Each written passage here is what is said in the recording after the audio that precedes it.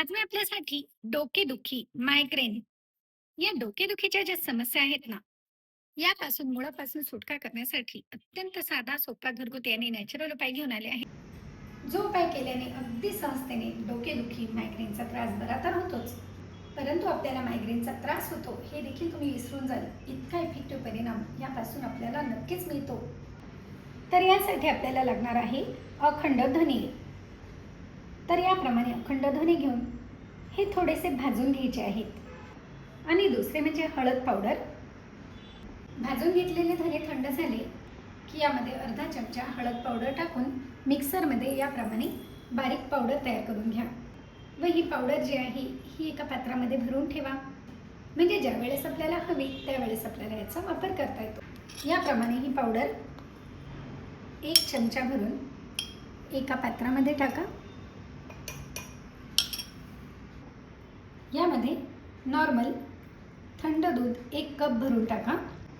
यासाठी आपण गाईच्या किंवा म्हशीच्या कुठल्याही दुधाचा वापर करू शकतो.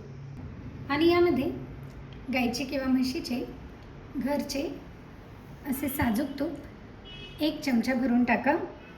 आणि हो, तुमच्याकडे जर घरचे तूप नसेल तर तुम्ही बाहेरचे तूप देखील यासाठी वापरू शकतात, परंतु घरचे असेल तर त्यात भेसळ नसते आणि ते प्युअर असते, म्हणून मी कधीही घरचे घेण्यास सांगत असते. तर याप्रमाणे हे छान मिक्स करून घ्या. आणि हे थंड थंड पेय ज्या व्यक्तींचे डोके दुखत आहे अशा व्यक्तींना लगेचच घुटघुट करून प्यायला द्या.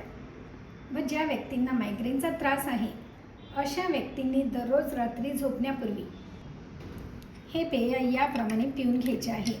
आणि यामुळे शरीरातील उष्णता देखील बाहेर पडते व मायग्रेनचा त्रास देखील कंटिन्यू घेतल्याने पूर्णपणे बरा होण्यास मदत होते.